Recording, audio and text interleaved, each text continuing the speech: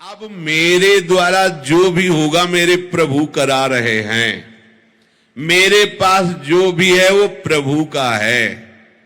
प्रभु के सिवा मेरा कोई नहीं है। मैं कुछ नहीं हूं।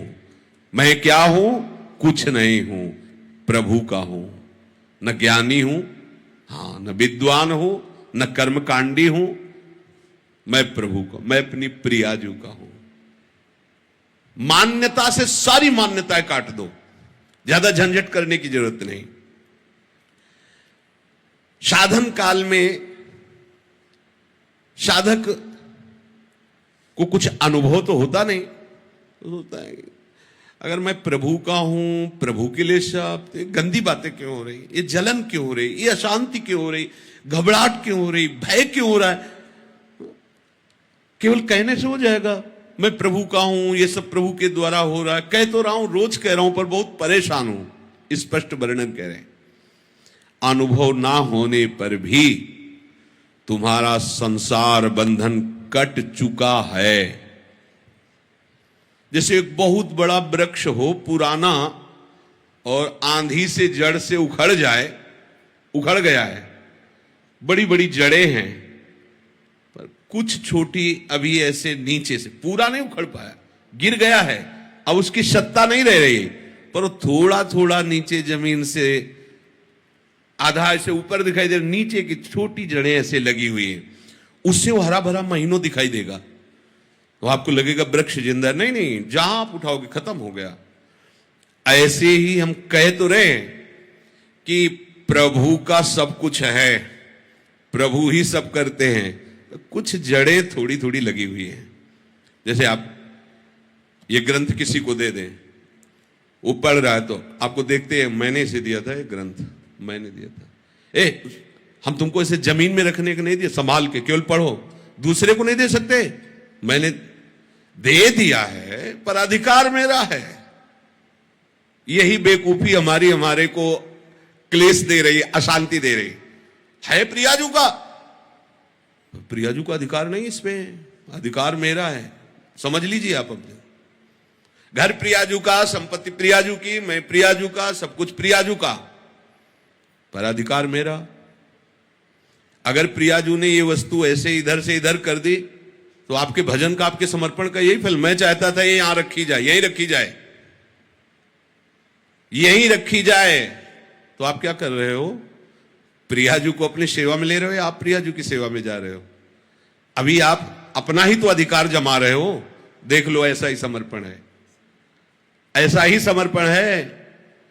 गुरुजी, न कोई माता न पिता, आप। जरा सी कोई बात, वो आप हमारी अनुकूलता के लिए आप थे, प्रतिकूलता के लिए आप नहीं थे। हमने आपको समर्पण इसलिए समर्पण किया, प्रतिकूलता कैसे दे दी? यही हमारी शिकायत प्रियाजू से। क्या समर्पण है? हमें रोग हो गया, हमें कष्ट हो रहा है, हमारा अपमान हो रहा है, हमारी निंदा हो रही है, ऐसा हो वैसा। अब तुम्हारा क्या बचा भाई? वो छोटी छोटी जो जड़ें हैं उनको भी उखाड़ दो। यद्यपि शरणागति से, इस भावना से, मेरा कुछ नहीं, मैं कुछ नहीं कर रहा, प्रियाजू सब करवा रहे, जैसे जो भी वास्तविक नहीं कर रहे आप। ना आप सत कर रहे हो, ना आप असत कर रहे हो, ना अच्छे कर्म कर रहे हो, ना बुरे कर्म कर रहे हो। समझना हमारी बात।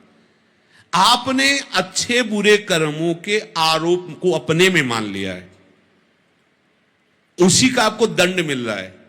और जिस दिन आप इस कर्ता भाव को श्री जी के चरणों में समर्पित कर देंगे, तो बुरे कर्म होंगे ही नहीं। इसकी पहचान है। जैसे लोग कहते प्रभु की सत्ता के बिना पत्ता नहीं हिलता, तो हमसे जो कुकर्म आचरण हो रहे हैं प्रभु ही करवा रहे हैं। हाँ, उन प्रभु को तुम जान नहीं पा रहे हो कौन करवा रहे हैं। उन प्रभु का हम परिचय बताते हैं, उनका नाम है अहंकार। जिन प्रभु को तुम आरोपित कर रहे हो कि वो कुकर्म आचरण करवा रहे हैं, हाँ ठीक है, उनकी बिना सत्ता के पत्ता नहीं हिलता। तो ये जो सत्ता आपने स्वीकार कर रखी, वो श्री कृष्ण की नहीं, वो अहंकार की स्वीकार कर रखी है। मैं ये करता, मैं। आप हटा दो इसको। बुरे कर्म स्वाभाविक उससे नहीं होंगे, स्वाभाविक संकल्प नहीं हो, क्योंकि करता ही नहीं रहा तो होगा कैसे? अब भागवतिक अपने आप होंगे, बिना संकल्प के होंगे और ऐसे महान होंगे कि आपका मंगल, जगत का मंगल स्वाभाविक होगा। जैसे वृक्ष कुछ नहीं करता, लेकिन उसके द्वारा जगत मंगल स्वाभाविक होता रहता है। आने वाले को छाया, फल, फूल, पत्ते, लकड़ी जो चाहे ले ले, उसके द्वारा किसी का अहित नहीं होता। नदियां किसी का अहित नहीं कर रही। ऐसे संत का जो भगवत चरणारविंद में आसक्त है, वो करता नहीं किसी का मंगल, उसे स्वाभाविक मंगल होता है। पुष्प की खुशबू स्वाभाविक प्रकृति में सुगंध फैला देती है, उसको प्रचार प्रसार नहीं करना होता। ये अहंकार, ये करना है, ये नहीं करना है, ये दोनों क्रियाएं ही हैं। करना भी और नहीं करना भी, दोनों क्रियाएं। जो महापुरुष होते हैं वो इन दोनों से अलग होते हैं। जो करना हो करा लेना, जो नहीं करना है वो ना करवाना। एक कितना आनंद है, अभी आनंद है।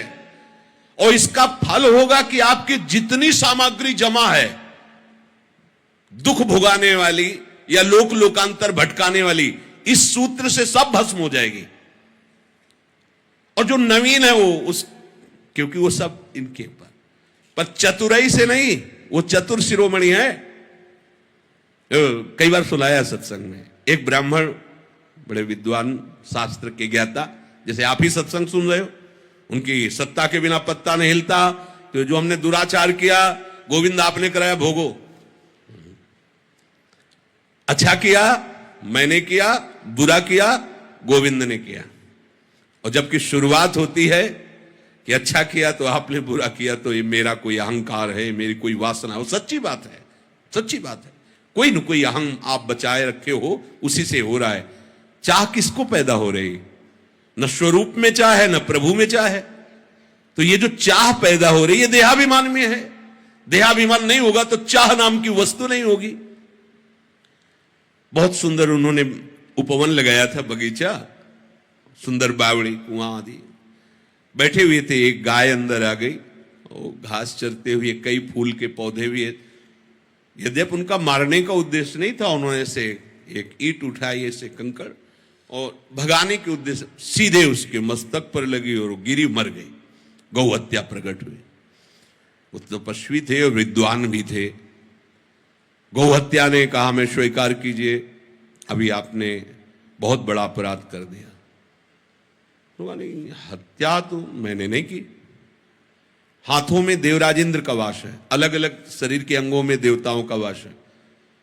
तो ये हाथ के द्वारा कंकड़ उठा के मारा जाना, ये देवराज इंद्र का है। और ये ब्रह्म हत्या, गौ हत्या उन्हीं के पास, देवराज इंद्र के पास गौ हत्या गई और कहा मुझे स्वीकार करो। तो उनका कब अपराध हुआ है शाम से? तो उनका ब्राह्मण देवता ने ऐसा कि हाथ में देवराज इंद्र का वास है। उन्होंने एक धनी मानी पुरुष के रूप में गए, फल फूल भेंट करी, प्रणाम किया, पंडित जी कितना सुंदर बगीचा, किसने लगाया? मैंने, ये सब मैंने 10वें वर्ष से पानी लगा के, खाद लगा, सींच के ऐसा बगीचा प्रशंसनीय। कुआं भी बहुत सुंदर निर्माण किया है। किसने? मैंने। ये गौ हत्या किसने की? गौ हत्या से कहा चढ़ो इसको, बहुत विद्वान बनता है। हमारी दशा कुछ पंडित जी वाली है। नहीं, बुरा आचरण हुआ भगवान ही कराते हैं, सही आचरण हुआ पोस्टर में लिखवा दिया। नहीं चलेगा, नहीं चतुराई, चतुर शिरोमणि से नहीं चलने वाली। साधन काल में प्रकृतिजन्य गुणों से सर्वथा अतीत हूं, ऐसा अनुभव ना होने पर भी जब साधक ये मान लेता है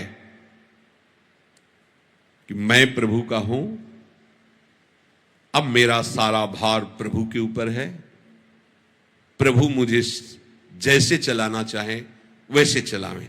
यद्यपि अभी समर्पण नहीं हुआ, ये समर्पण की भावना बन रही, तो हमारे अंदर जो संकल्प विकल्प है वो बंद नहीं होंगे। ध्यान रखना, हमारे अंदर चाह का जो क्रम है वो बंद नहीं होगा।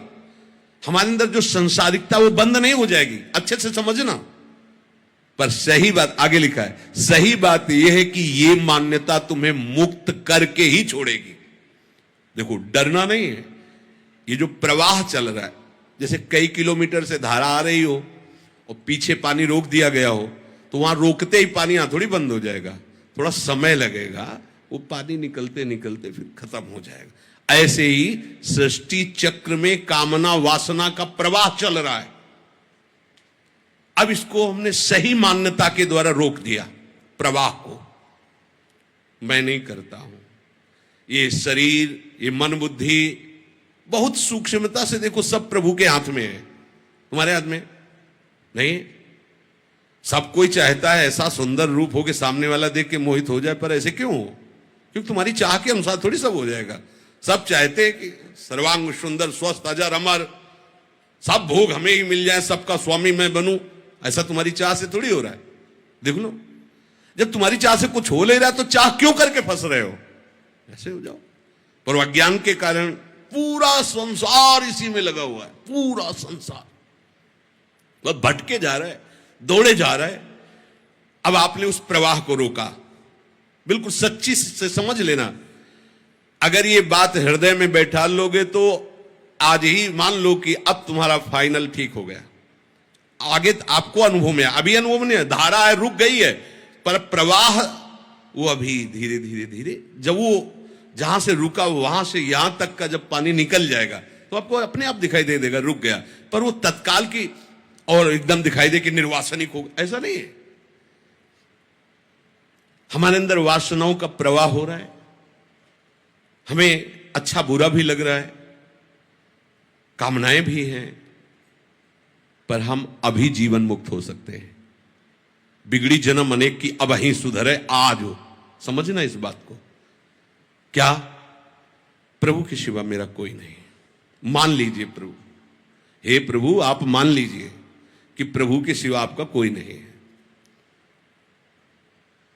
अंदर से देखिए, आप अपने जीवन का अधिकार केवल प्रभु को दीजिए। अब वो हमारी प्रशंसा करवाएं, निंदा करवाएं, हमें ऊंचे बैठाएं, नीचे बैठा लें, स्वस्थ रखें, अस्वस्थ रखें, कामना युक्त रखें या निष्काम रखें, आपका प्रश्न खत्म हो जाना चाहिए। बिल्कुल एकदम अभी वृंदावन धाम में बैठे हुए चर्चा हो रही, इसमें संशय करने की जरूरत नहीं। बिल्कुल आप योगक्षेमम भाम्य हम तेषाम हम समुद्धरता अहम त्वाम सर्व पापेभ्यो मोक्षयिष्यामि मा शुचा। ये हम नहीं कह रहे, वो कह रहे हैं जिन्होंने सृष्टि सर्वधर्मान परित्यज्य माम एकम शरणम व्रज अहम त्वाम सर्व पापेभ्यो मोक्षयिष्यामि मा, मैं तुम्हें निष्पाप करूंगा, करूं सत्य ते साध, मैं तुम्हें साधु बनाऊं। काहे को बोझा लिए घूम रहे हो? ऐसे दारी भार पे भार परम धन राधा नाम। निश्चय करो, मेरे शरीर का, मेरे अंतःकरण का, मेरे स्वभाव का अधिकार केवल प्रियाजू को है। बस ये तीनों शरीर, तीनों शरीर तन वांग मनोभीर अमलई, फिर सोहम तवयु, बिल्कुल सिद्ध सिद्धांत। इसलिए हम रुक रहे, धैर्य पूर्वक विचार करो किसका अधिकार तुम्हारे ऊपर है। तो बहुत से अधिकारी निकल पड़ेंगे, सब अधिकारियों को नोटिस दे दीजिए कि बहुत बड़े अधिकारी के हाथ में हमारा मकान दुकान सब समर्पित हो गया, तुम्हारा काम खत्म। पर ये केवल बातें हैं, बातों से क्या। जब सखी बातों से प्रीति नहीं उपजती, प्राण देना पड़ता है, समर्पण करना। आप निश्चय करो कि मेरे जीवन का अधिकार केवल एकमात्र हरि गुरु चरणों में, बस किसी का अधिकार नहीं। इसी में फेल हो जाओगे। 100 में 1-2 लाइन के इस पार आएंगे ना, पीछे हो जाएंगे। जो कहो हरिवंश रस बिरलो समझनहार, एक दोई जो पाइए खोजिए सब संसार। हरिवंश गोसाई भजन की सकृत माने बिरला को रीत जानी है। उन बिरले में आप सब हो। कितनी सृष्टि है, कितने बैठे हो ऐसे, इतने हो, कितनी सृष्टि है। आप सब बिरले हो, आप सबका आखिरी जन्म है, आप सबको प्रियाजू ने चयन कर लिया है। आप अपनी तरफ से तैयारी कर लीजिए। आज ही अभी ही आप भार रहित हो जाएंगे यदि बात स्वीकार कर लेंगे। मेरे जीवन का संपूर्ण अधिकार मेरी प्रियाजू को है। प्रियाजू की इच्छा के बिना अब मेरी कोई इच्छा नहीं। अब मारो या तारो कहें हम क्या। जब दिल ही दे दिया तो दिल की बात दिलवर जाने, अब दूसरे से कहने की क्या जरूरत है। दूसरे का अधिकार ही नहीं है, प्रियाजू का अधिकार। आप बैठा लिए इस बात को हृदय में, है ऐसा? नहीं हो तो कर लीजिए, नहीं तो एक कर्मजाल इतना बड़ा है कि हमारे पास काटने के लिए विवेक नहीं इतना। उसको भस्म कर दिया जाएगा, काटा नहीं जाएगा, पूरा का पूरा भस्म कर देंगे। एक सूत्र केवल, बिगड़ी जन्म अनेक किया वही सुधरे आज। समझो, आज अभी सुधरने की बात कह रहे तो क्या हो जाएगा? मैं प्रभु का हूं इतना मान लेने से अभी आप सिद्ध हो जाओगे क्या? नहीं, वो प्रवाह खत्म हो गया, वो बांध लग गया। अब धीरे से आपको समझ में आ जाएगा कि वो प्रवाह खत्म होता चला जा रहा है। कुछ भी मैं किंचन मात्र भी कुछ नहीं, जो कुछ मेरी प्रिया। हो सकता है कि आपके द्वारा आचरण गलत हो जाए, चिंतन गलत हो जाए, राग द्वेषात्मक वृत्ति भी दिखाई देगी, पर अब उसकी सत्ता नहीं रह गई। अब उसकी सत्ता नहीं रह गई। वो वासना भी, इच्छा भी दिखाई देगी, अब उसकी सत्ता नहीं रह गई। धैर्य पूर्वक समझ लीजिए। इनके मन में वासना चल रही, आपको क्या परेशानी है? तो आपने अपने को उनको दे दिया, वो वासना चलावे या उपासना, आपको क्या परेशानी? मेरी प्रियाजू अब जोई जोई प्यारो करे सोई मोही। लेकिन ऐसा प्यारो करे तो मोही भावे, और ऐसा करे तो ना भावे, ऐसा तो नहीं लिखा ना। फिर आप क्यों करते हो? अभी परमहंस हो जाओगे, अभी परमानंद में डूब जाओगे। बस बात समझ नहीं पा रहे हो। मेरे अंदर तो ये है, तो तुमने दिया क्या है? सब कुछ तुम्हारा ही है, तो तुमने दिया क्या है? मेरे अंदर, हम कह रहे हैं तन मन। मन का तात्पर्य पूरा सूक्ष्म शरीर, तन का तात्पर्य स्थूल शरीर, और स्वभाव का तात्पर्य कारण शरीर। नामे कर दो प्रियाजू के, नामे। इधर तुम नामे करोगे, उधर तुम्हारा नाम चढ़ जाएगा। श्री हरिवंश शरण जे आए, श्री वृषभान कुंवरी नंद नंदन, निज कर अपनी चिट्ठी चढ़ाए। प्रिया प्रीतम मुस्कुरा करके देखो, उसने अपना समर्पण किया है, ये लिखा रजिस्टर में। अब काम तो हो गया, यहां मकान बनेगा, तय हो गया, पैसा जमा हो गया। अब आज ही थोड़ी मकान खड़ा हो जाएगा, बड़ा काम है। ऐसे ही ये नामे हो गया है मालिक के। अब उनके पार्षद लग गए हैं झाड़ू पोछा करने में, देर नहीं लगेगी, सब साफ हो जाएगा। अब देर का मतलब अभी शरीर छूट जाए तो भगवत प्राप्ति होगी आपको। अभी वासना रहते हुए भगवत प्राप्ति हो जाएगी, विश्वास करो। भगवान कह रहे हैं, भगवान के वचन क्षिप्रम भवति धर्मात्मा, बड़े शीघ्र मैं उसे मैं धर्मात्मा बना दूं। भगवान कह रहे, ये उनके वचन पर तो ध्यान दो। अपनी मान्यता जितनी हमने मान ली है, वो सब हटानी पड़ेगी।